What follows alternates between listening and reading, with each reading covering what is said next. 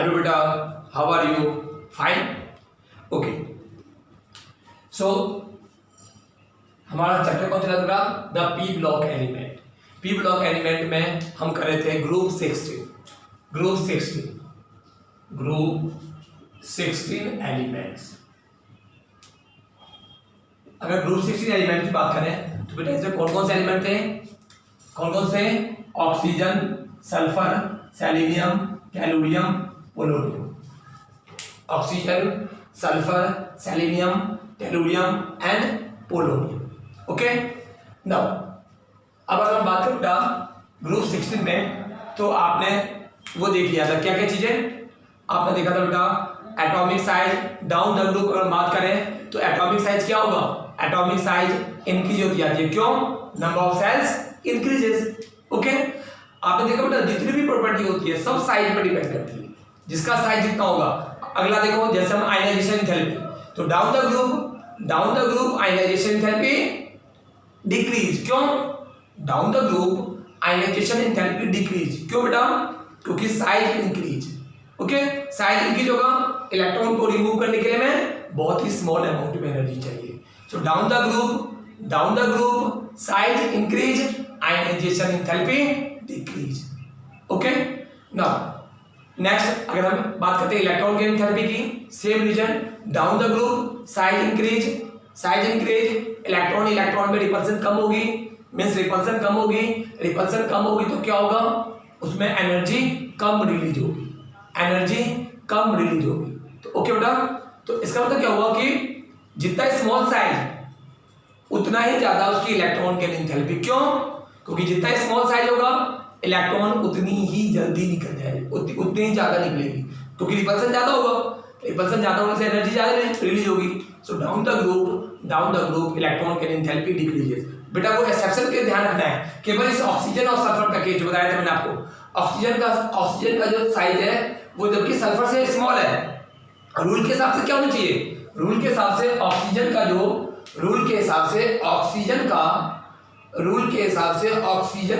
Oxygen है उसका electron की एंथैल्पी ज्यादा होनी चाहिए, जबकि ऐसा नहीं है, सल्फर का ज्यादा है। रीजन क्या है? मैं आपको बहुत बता चुका हूं बेटा। क्या चीज? एक तो ऑक्सीजन का साइज इतना स्मॉल होता है, बेटा कि उसमें इलेक्ट्रॉन एंटर ही नहीं कर पाता है, मींस उनके अपने ही इलेक्ट्रॉन में रिपल्सन ज्यादा होती है। तो ऑक्सीजन में कौन से इलेक्ट्रॉन्स होते हैं? 2p electron. तो 2p इलेक्ट्रॉनिक रिपल्सन होने की वजह से और स्मॉल साइज होने की वजह से, अगर हम ऑक्सीजन और सल्फर की बात करें बेटा, तो ऑक्सीजन और सल्फर में किसकी इलेक्ट्रॉन की एंथैल्पी ज्यादा? तो ऑक्सीजन और सल्फर में सल्फर की ज्यादा हो जाती है। सेम बेटा हाइड्रोजन के लिए भी वही होता है। सो बेटा ये था आपका क्या? दैट वाज द बेटा प्रॉपर्टी। अगर हमने को देखा था बेटा आपको ये general characteristic, electronegativity, down the group electronegativity decrease. क्यों? साइज लार्ज होगा, इलेक्ट्रॉन लेने की कैपेसिटी एटम की कम हो जाएगी। क्यों? एटम का इलेक्ट्रॉन लेता कौन है? एटम में इलेक्ट्रॉन लेता है न्यूक्लियस। जब न्यूक्लियस से डिस्टेंस बढ़ेगा तो अट्रैक्शन न्यूक्लियस से कम हो जाएगा। जब अट्रैक्शन न्यूक्लियस से कम हो जाएगा बेटा तो क्या होगा? सिंपल, उसकी इलेक्ट्रोनेगेटिविटी डिक्रीज हो जाएगी। ओके, सो ग्रुप 16 एलिमेंट की बात करते हैं हम लोग। नाउ अब हम बात करें बेटा कैटेनेशन की। मैंने आपको कैटेनेशन का एक बताया था उस दिन भी। कैटेनेशन क्या होता है बेटा? कैटेनेशन मतलब होता है सेल्फ लिंकिंग प्रॉपर्टी क्या होता है? कि अपने एलिमेंट के साथ मिलना। आप ये चीज कौन करते हो? कैटेनेशन में एक एटम दूसरे एटम के साथ कंबाइन होती है। मैंने आपको दिन बताया था आपको प्रीवियस वीडियो में कि catenation depend on the bond dissociation enthalpy. तो यहाँ पे भी इसका मतलब हम बात करें ऑक्सीजन सल्फर की कैटेनेशन पावर ऑक्सीजन से ज्यादा होती है, जबकि ऑक्सीजन की बात करें तो O double bond O, sulphur की बात करें तो, लेकिन हम कैटेनेशन में क्या देखते हैं? O सिंगल बॉन्ड O और सल्फर सिंगल बॉन्ड सिंगल। तो हम इसके साथ देखते हैं O सिंगल बॉन्ड O और सल्फर, इन दोनों में किसकी बॉन्ड डिसोसिएशन एंथैल्पी ज्यादा होगी? सल्फर सिंगल बॉन्ड सल्फर की बॉन्ड डिसोसिएशन एंथैल्पी ज्यादा होगी, इसीलिए कैटेनेशन पावर सल्फर की ज्यादा होगी ऑक्सीजन से। तो क्वेश्चन आ सकता है the sulphur show more catenation power than oxygen, तो आंसर क्या लोगे, due to high bond dissociation enthalpy in sulphur, the S single bond S, the bond dissociation enthalpy of S single bond S is more than O single bond O। Okay okay बेटा, तो हमने यहां तक किया था। Now अब हम बात करते हैं next topic physical property. Next topic physical properties. अगर बेटा फिजिकल प्रॉपर्टी की बात करें, physical properties, physical properties, physical properties की बात करें बेटा, तो ऑक्सीजन जो होती है वो गैस होती है। आपने देखा होगा हमेशा ऑक्सीजन किस फॉर्म मिलती है, गैस के फॉर्म में। बाकी जो एलिमेंट है सल्फर, सेलेनियम, टेलुरियम, पोलोनियम, ये किस में होती है, ये आपको होता है बेटा सॉलिड की फॉर्म में। तो ये गैस होती है और बाकी जो होती है बेटा वो सॉलिड के फॉर्म में। Okay, oxygen and sulphur are non metals. बाकी जो सेलेनियम और टेलुरियम है, अगर इसकी बात करें बेटा, तो these are oxygen and sulphur are non metals, these are non metals. Okay, sulphur tellurium की बात करें मेटलॉइड्स, और पोलोनियम की बात करें तो मेटल्स, ये रेडियो एक्टिव मेटल है बेटा। Okay, so polonium is the radio active metal, और रेडियो एक्टिव मेटल्स क्या होती है, जिनकी हाफ लाइफ पीरियड कम होती है, मींस उनके न्यूक्लियस अपने आप ही डिसइंटीग्रेट होते हैं बेटा, इसलिए इसको क्या बोलते हैं हम लोग, रेडियो एक्टिव एलिमेंट्स। ओके बेटा, नाउ अब बात करते हैं हम लोग all the element of this group show allotropy. Sorry बेटा, शोज एलोट्रॉपी। इस ग्रुप के सारे एलिमेंट एलोट्रॉपी शो करते हैं बेटा। ठीक है, एलोट्रॉप जानते हो ना, इनका केमिकल नेचर सेम हो, केमिकल कंपोजिशन सेम होती है, बट डिफरेंस क्या होती है, उनका physical state. Okay, so that is the melting and boiling point की बात करें बेटा, तो down the group with increase in atomic number melting point और बॉइलिंग पॉइंट कम होती चली जाती है। तो down the group melting and boiling point decreases. तो डाउन द ग्रुप अगर मेल्टिंग एंड बॉइलिंग पॉइंट की बात करें बेटा, मेल्टिंग पॉइंट में सीधा एम पी लिखते हैं, melting point and boiling point की बात करें तो डाउन द ग्रुप बेटा डिक्रीजेस। क्यों, साइज इंक्रीजेस, साइज इंक्रीज होता क्या होगा, वो बेटा डिक्रीज हो जाएगी, वीक हो जाएगा। ऑक्सीजन जो बेटा वो डायटोम के फॉर्म में होती है, जबकि सल्फर जो है वो ऑक्टेट मींस आपने देखा होगा ऑक्सीजन O2 के फॉर्म में, सल्फर S8 के फॉर्म में। 8 मींस किस फॉर्म मिलती है, ये सल्फर हमेशा मिलती है S8, मतलब ऑक्टा फॉर्म में मिलती है। सल्फर किस फॉर्म मिलती है, ऑक्टा के फॉर्म में S8। तो oxygen, sulphur, selenium, tellurium, polonium, तो ऑक्सीजन मिलती है बेटा O2 के फॉर्म में और सल्फर मिलती है बेटा S8 के फॉर्म में। ओके, नाउ ये क्या है बेटा, these are the physical property. Physical property से क्वेश्चन बहुत कम आते हैं, रिजल्ट ज्यादा आते हैं, ध्यान रखना। अब हम बात करते हैं बेटा नेक्स्ट केमिकल प्रॉपर्टीज। अगर हम केमिकल प्रॉपर्टी की बात करें, केमिकल प्रॉपर्टीज,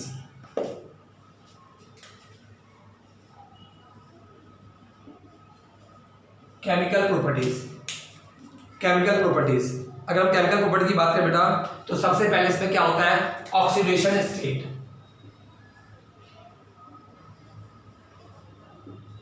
ऑक्सीडेशन स्टेट, अगर हम इस ग्रुप के एलिमेंट की बात करें बेटा, तो ऑब्वियसली जो ऑक्सीजन है उसका ऑक्सीडेशन स्टेट कितना होता है, -2। अगर इसका ऑक्सीडेशन स्टेट बात करें -2, बाकी डाउन द ग्रुप जाते हैं तो इसका ऑक्सीडेशन स्टेट क्या होता है बेटा, +2 +4 +6, मींस -2 होता है, बाकी डाउन द ग्रुप जाते हैं +4 +2 +4 +6। सो ध्यान दो बेटा, मैं आपको पहले ही बता चुका हूं और फिर से एक बार बता रहा हूं, ध्यान देना। नेगेटिव ऑक्सीडेशन स्टेट का जब भी रीजन पूछेगा कि नेगेटिव ऑक्सीडेशन स्टेट इसका -2 या -1 या -4 जो भी हो, -2 -3 -4 -1 -2 -3 हो सकती है, तो -1 -2 -3 जब भी नेगेटिव ऑक्सीडेशन स्टेट अगर पूछे बेटा, नेगेटिव ऑक्सीडेशन स्टेट क्यों होता है, तो रीजन क्या लिखोगे, due to electronegativity, due to electronegativity. बेटा इलेक्ट्रोनेगेटिविटी के कारण ड्यू टू इलेक्ट्रोनेगेटिविटी के कारण बेटा क्या होता है, इसकी नेगेटिव होती है क्या, ऑक्सीडेशन स्टेट। तो ऑक्सीडेशन स्टेट नेगेटिव कब होती है और क्यों होती है, जब वो इलेक्ट्रॉन लेगा तब नेगेटिव होगी, और क्यों लेगा, ड्यू टू इलेक्ट्रोनेगेटिविटी। तो बेटा ध्यान रखना। अब हम बात करते हैं ये +2 +4 +6। आपको पता है बेटा, अगर इनकी कॉन्फ़िगरेशन देखें तो कॉन्फ़िगरेशन क्या आता है, NH2 NP4। अगर आप इसकी कॉन्फ़िगरेशन देखोगे, जनरल इलेक्ट्रॉनिक कॉन्फ़िगरेशन क्या आता है बेटा, NH2 NP4। NH2 NP4 मतलब क्या हो गया कि अगर ये 2 इलेक्ट्रॉन लेगा, तो नोबल गैस कॉन्फ़िगरेशन एक्वायर कर लेगा। अगर ये 2 इलेक्ट्रॉन लेगा तो नोबल गैस कॉन्फ़िगरेशन एक्वायर कर लेगा। अगर ये 2 इलेक्ट्रॉन को गेन करेगा तो क्या होगा बेटा, ये नोबल गैस कॉन्फ़िगरेशन एक्वायर कर लेगा। और नोबल गैस कॉन्फ़िगरेशन एक्वायर करने 2 इलेक्ट्रॉन लेने से, इलेक्ट्रॉन लेना, अटैक करना, दैट इज इलेक्ट्रोनेगेटिविटी। सो जब 2 इलेक्ट्रॉन गेन करेगा तो क्या होगा, that is electronegativity. Okay, now अब ये +2 +4 +6 ये किसके कारण, +2 इसके कारण, +4 इसके कारण और +6 इसके कारण। अब हम बात करते हैं बेटा down the group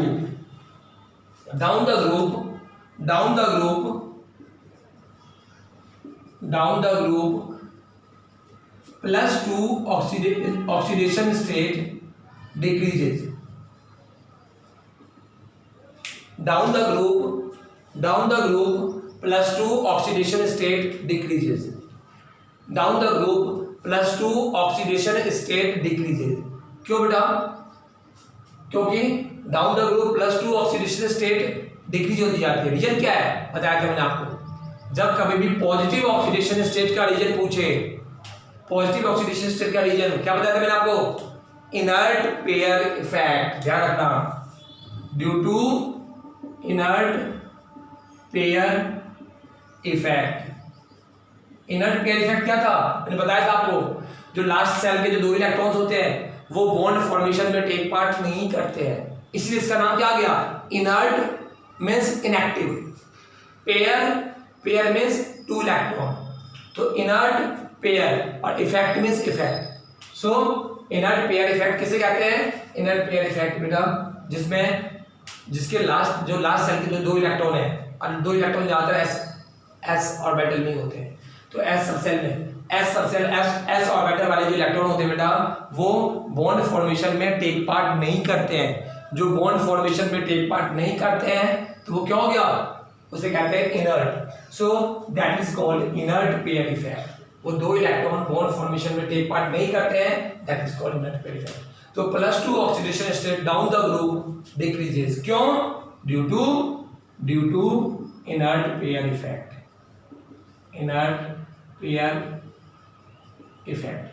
So beta, inert pair effect.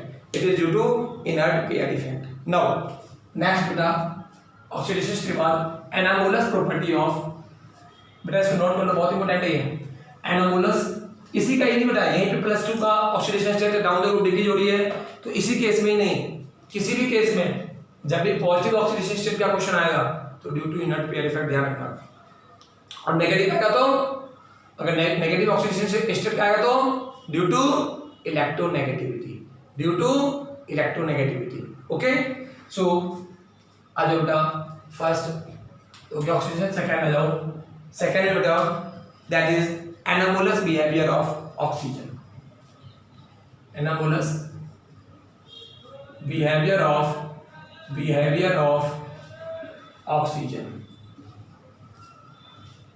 anomalous behavior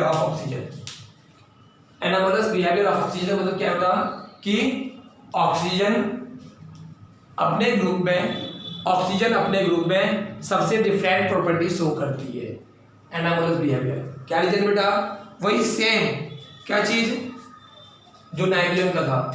क्यों करती है ऐसा, तो first due to small size,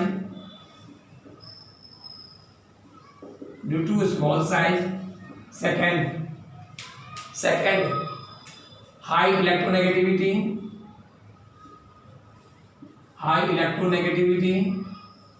अगर हम बात करें बेटा तो अपने ग्रुप में सबसे ज्यादा इलेक्ट्रोनेगेटिविटी हाई ऑक्सीजन की होती है। थर्ड की बात करते हैं हम लोग, स्मॉल साइज, हाई इलेक्ट्रोनेगेटिविटी। और यदि हम थर्ड की बात करें तो क्या नाइट्रोजन देखता ना, absence of d orbital, absence of d orbital. तो बेटा इन तीन के कारण, किसके कारण, due to small size, high electronegativity and absence of d orbital, इनके कारण क्या होगा बेटा, इनके कारण ये एनामोलस प्रॉपर्टी शो करती है। Oxygen show anomalous property of the anomalous behaviour. Now अभी हम अलग अलग रिएक्टिविटी की बात करते हैं बेटा। सबसे पहले रिएक्टिविटी टुवर्ड्स बेटा इसकी नोट कर लो, ये इंपॉर्टेंट है क्योंकि due to small size, high electronegativity and absence of, आता है क्वेश्चन कि ये प्रॉपर्टी क्यों शो करती है, तो इसका नहीं है बेटा। नाउ नेक्स्ट, अब ये अगर बात करते हैं सब लोग हम इसमें सबसे पहले फर्स्ट क्या, reactivity towards oxygen, reactivity towards hydrogen का बेटा, रिएक्टिविटी टुवर्ड्स हाइड्रोजन। बेटा इस ग्रुप के एलिमेंट हाइड्रोजन के साथ मिलकर क्या बनाते हैं, H2E। E मतलब E फॉर इस ग्रुप के एलिमेंट्स बेटा, E फॉर ये इस ग्रुप के एलिमेंट्स। ओके, सो रिएक्टिविटी टुवर्ड्स हाइड्रोजन, हाइड्रोजन के साथ मिलके ये क्या बनाता है, H2E। कैसे, ध्यान दो बेटा,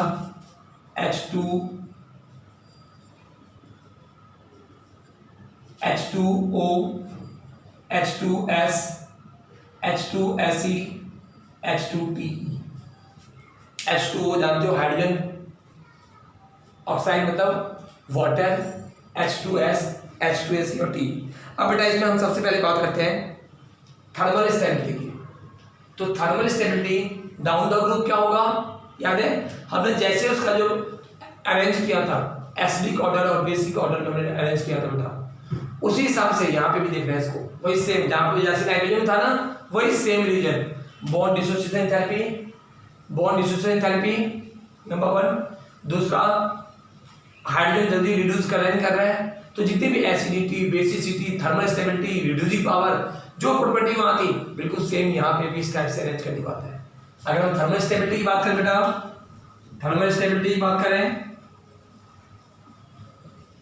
थर्मल स्टेबिलिटी की बात करें बेटा, तो क्या होगा, H2O, H2S, H2Se, H2T। तो down the group thermal stability decreases. क्यों down the group thermal stability decreases, क्यों, मैंने पहले बताया था आपको, बॉन्ड डिसोसिएशन एंथैल्पी डिपेंड करती है साइज के ऊपर। और डाउन द ग्रुप क्या होगा, down the group size increases. जब साइज इंक्रीज होती चली जाएगी तो बेटा बॉन्ड डिसोसिएशन एंथैल्पी डिक्रीजेस। जब साइज इंक्रीज होती चली जाएगी तो bond dissociation enthalpy decreases. It means H2O की सबसे ज्यादा, H2S की सबसे कम और सबसे कम H2T। तो बेटा थर्मल स्टेबिलिटी उसकी ज्यादा होती जाएगी। ओके, नाउ सो इसमें मेन क्या डिपेंड करता है बेटा, बॉन्ड डिसोसिएशन एंथैल्पी। अगर एसिडिक कैरेक्टर की बात करें बेटा, एसिडिक कैरेक्टर की बात करते हैं लोग,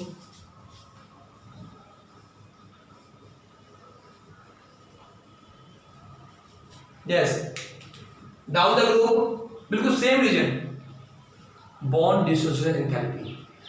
एसिड कब होगा, आपने पढ़ा था ब्रोंस्टेड लॉरी कॉन्सेप्ट के हिसाब से, एसिड आर दो सब्सटेंस व्हिच डोनेट H+, जो प्रोटॉन डोनेट करे दैट इज कॉल्ड एसिड, जो प्रोटॉन एक्सेप्ट करे दैट इज कॉल्ड बेस। तो यहाँ पे क्या हो जाएगा बेटा, यहाँ पे एसिडिक कैरेक्टर की बात करें तो सबसे ज्यादा एसिडिक कौन सा होगा, ये, क्यों, क्योंकि इसकी बॉन्ड डिसोसिएशन एंथैल्पी कम है। तो बेटा ध्यान रखो, जिसकी बॉन्ड डिसोसिएशन एंथैल्पी कम,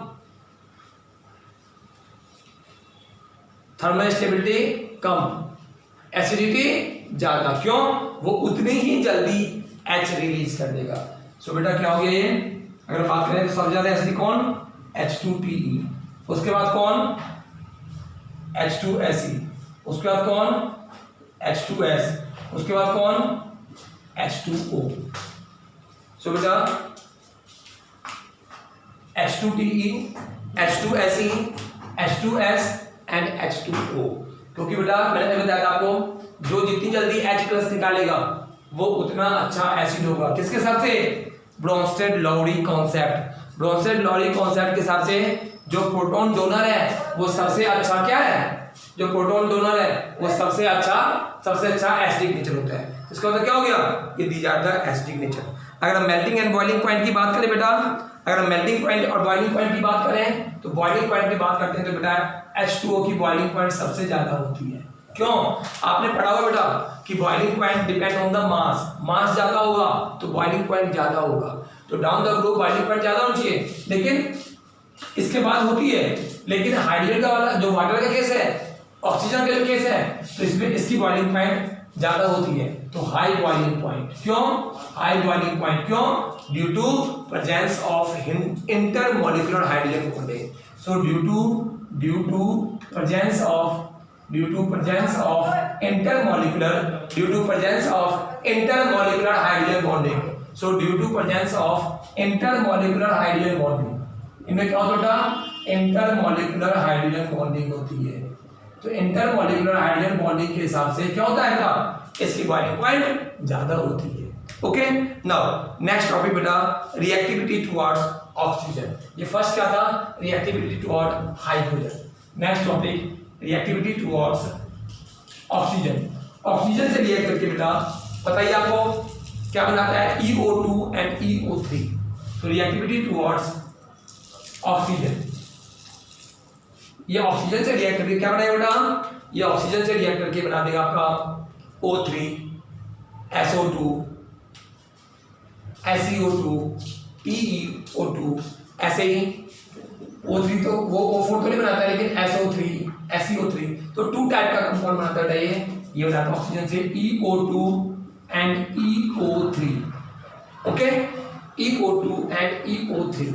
मैं बता दूं बेटा इस टाइप के क्वेश्चंस में, जैसे अगर मानते हैं हम लोग ये बना दिया इसने O3, अगर O ले लेंगे यहाँ पे O3 O4 एग्जिस्ट नहीं करता। क्यों? O4 क्यों नहीं बन पाएगी? क्योंकि बेटा वहां पे कोवैलेंसी की बात रहती है, मैक्सिमम कोवैलेंसी। सो बेटा the outer accent. So EO2 and EO3 की बात करें हम लोग तो इसको ध्यान दो बेटा, EO2 एंड EO3 की बात करते हैं तो अब ध्यान दो। अब यहाँ पे जैसे मान लो ये आप बताइए आपको यहाँ पे SO2 SO3 SeO2 SeO3 इस टाइप की बात करें तो यहाँ पे दो आता है SO2 एंड SO3। इसमें देखो बेटा SO2 और SO3 की बात करते हैं तो इनमें सबसे ज्यादा एसिडिक कौन होता है? तो सबसे ज्यादा एसिडिक होगा जिसका ऑक्सीडेशन नंबर इंक्रीज होगा। जिसका ऑक्सीडेशन नंबर इंक्रीज होगा बेटा क्या होगा? जिसका ऑक्सीडेशन नंबर इंक्रीज होगा वो ज्यादा एसिडिक होगा। तो means acidic character depends on acidic characters depends on किस पे डिपेंड है बेटा? डिपेंड्स ऑन क्या? किसके ऊपर डिपेंड करती है? Oxidation state, oxidation number. जिसका ऑक्सीडेशन नंबर ज्यादा होगा वो एसिडिक कैरेक्टर ज्यादा होगा। देख लो SO2 SO3 की बात करें तो किसका ऑक्सीडेशन नंबर ज्यादा बेटा? सिंपल सी बात है SO3 का ज्यादा। इट मींस क्या हो गया? SO2 is less acidic then SO3। अगर किसी का ऑक्सीडेशन नंबर सेम है तो फिर क्या देखते हैं? इलेक्ट्रोनेगेटिविटी। बेटा एक चीज ध्यान रखना, अगर हमें एसिडिक नेचर को पता करना हो तो सबसे पहले देखेंगे कि किसका ऑक्सीडेशन नंबर ज्यादा है। Higher the oxidation number greater the acidic character. If oxidation number is same तब हम कौन सा फैक्टर देखते हैं? इलेक्ट्रोनेगेटिविटी। जिसकी इलेक्ट्रोनेगेटिविटी ज्यादा होगी वो ज्यादा एसिडिक होगा बेटा, ध्यान रखना है। जिसकी इलेक्ट्रोनेगेटिविटी ज्यादा होगी वो ज्यादा एसिडिक होगा। बेटा ये पूरा चैप्टर ही अगर बात करें हम लोग, करते हैं हम लोग तो किसके ऊपर बेस्ड है? ये पूरा चैप्टर ही अगर ध्यान से देखोगे तो रीजनिंग के ऊपर बेस्ड है बेटा। तो रीजनिंग कॉन्सेप्ट बहुत ध्यान रखना। रीजनिंग में क्या है बेटा? वही एटॉमिक साइज पर डिपेंड करता है, electronegativity, electron gain enthalpy, ionisation enthalpy. कुछ नहीं, हमें ज्यादा दिमाग लगाने की जरूरत नहीं है, बस वो कॉन्सेप्ट ध्यान रखो, साइज वाला, इलेक्ट्रॉन नेगेटिविटी वाला, इलेक्ट्रॉन गेन एंथैल्पी वाला और आयनाइजेशन थेरेपी वाला, सारे आंसर अपने आप मिल जाएगा। कुछ एक्सेप्शन केस है जैसे हाइड्रोजन बॉन्डिंग वाला, उसका पता ही है हाइड्रोजन बॉन्डिंग किसके साथ बनाता है, 3 के साथ, फ्लोरीन, ऑक्सीजन, नाइट्रोजन। तो वहां यहाँ पे ऑक्सीजन है तो यहाँ पे हाइड्रोजन बॉन्डिंग है, तो हाइड्रोजन बॉन्डिंग वाला केस का किसके लिए एप्लीकेबल होती है, बॉइलिंग पॉइंट के लिए। तो बॉइलिंग पॉइंट के लिए इसका एक अलग से एक्सेप्शन हो गया। ओके बेटा, सो क्या हो गया ये आपका हो गया रिएक्टिविटी टुवर्ड्स ऑक्सीजन। अब बात करते हैं रिएक्टिविटी टुवर्ड्स हैलोजन। हैलोजन के साथ अगर रिएक्टिविटी होती है तो क्या होता है बेटा, तो third reactivity towards halogen, reactivity towards halogen. Halogen के हिसाब से बेटा क्या होता है, ये 3 तरह की हैलाइड बनाती है, EX2, EX4 and EX6। EX2, EX4, EX6। अब बेटा ध्यान यहाँ पे ये कम बनता है, ये दोनों ज्यादा बनता है, EX4 एंड EX6। जैसे मैं एक बात करता हूं SF4 एंड SF6 की बात करता हूं, ठीक है। अगर हम SF4 और SF6 की बात करें बेटा, तो इन दोनों में देखा जाए तो यहां सल्फर के साथ कितने बेटा, यहां सल्फर के साथ 6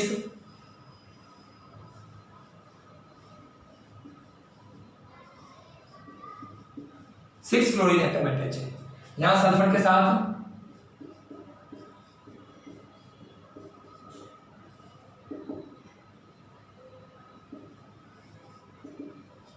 अगर हम क्वेश्चन पे ध्यान दो, ये अगर हेलोजन के साथ है, हेलोजन बताइए ना, फ्लोरीन, क्लोरीन, ब्रोमीन, आयोडीन, इनके साथ अगर हम बात करते हैं बेटा, देखो अगर सेम का भी क्वेश्चन आएगा, इसका स्ट्रक्चर ऐसा क्यों होता है, तो यहाँ पे हम लोन पेयर के हिसाब से बता सकते हैं कि इसका लोन पेयर ऐसा है तो इसके हिसाब से इसका स्ट्रक्चर ऐसा होगा। तो बेटा यदि हम बात करें SF6 और SF4 की, तो कौन इजीली हाइड्राइज होगी, अगर हम हाइड्रोलाइसिस करेंगे बेटा, तो हाइड्रोलाइसिस क्या होता है, वाटर के साथ रिएक्शन। तो अगर मैं वाटर के साथ रिएक्शन करवाऊंगा इसकी और इसकी करवा रहा हूं मैं, तो कौन वाटर के साथ जल्दी रिएक्ट करेगा, वाटर के साथ ही जल्दी रिएक्ट करेगा। क्यों, क्योंकि बेटा आप देख रहे हो इसमें ये फ्लोरीन देख आप देख रहे हो, इसके हिसाब से क्या है, इसके हिसाब से यहाँ पे that is static hindrance, static hindrance. तो ड्यू टू स्टैटिक हिंड्रेंस होने के कारण क्या होता है बेटा, SF6 स्टैटिक हिंड्रेंस होने के कारण SF6 जो है बेटा वो सबसे कम हाइड्राइज हो जाती है। क्यों, क्योंकि उसमें स्टैटिक हिंड्रेंस ज्यादा है। SF4 इजीली हाइड्राइज हो जाती है। तो क्वेश्चन आता है SF6 इज नॉट हाइड्राइज, व्हाई, तो ड्यू टू स्टैटिक हिंड्रेंस। तो एक नया फैक्टर यहाँ पे ये भी पता चला, क्या, स्टैटिक हिंड्रेंस। ओके, तो स्टैटिक हिंड्रेंस का हमें एक फैक्टर पता चला बेटा। तो इसको इस वीडियो में यहीं करते हैं, इससे आगे करेंगे बेटा। ये सब नोट करते रहो, ये फैक्टर सब नोट करते रहो बेटा, बहुत इंपॉर्टेंट है। इसके बाद हम करेंगे ऑक्सीजन की प्रिपरेशन। नाउ नेक्स्ट बेटा, नेक्स्ट टॉपिक हम नेक्स्ट उसमें डिस्कस करेंगे। आपको होमवर्क में क्या है बेटा, इनके कंप्लीट नोट्स करने हैं, कंप्लीट नोट्स। और सेकंड बेटा जो एनसीईआरटी में इंडेक्स क्वेश्चन है इस टॉपिक से रिलेटेड, नाइट्रोजन का किया था आपने, ऑक्सीजन कर रहे हैं, तो do index question of NCERT book. बेटा इंडेक्स क्वेश्चन जरूर करने हैं, और उसके साथ जो प्रॉब्लम है, जो एनसीईआरटी एग्जांपल्स है बेटा, उन एग्जांपल्स को भी आपको करना है। तो ये नोट्स कंप्लीट करने हैं आपको, और ये आपका एनसीईआरटी के क्वेश्चंस आपको, ये जो इंडेक्स के और जो एग्जांपल्स हैं, इंडेक्स के अलावा जो एग्जांपल्स है बेटा, ये एग्जांपल्स भी आपको करने हैं, बहुत इंपॉर्टेंट है। ये ज्यादातर इस चैप्टर के ज्यादातर क्वेश्चंस किसी एनसीईआरटी बुक से आते हैं। ओके, तो हम याद रखते हैं, हम नेक्स्ट वीडियो में आगे प्रॉपर्टीज ऑफ ऑक्सीजन, मतलब प्रिपरेशन प्रॉपर्टीज ऑफ ऑक्सीजन करेंगे। ओके बेटा।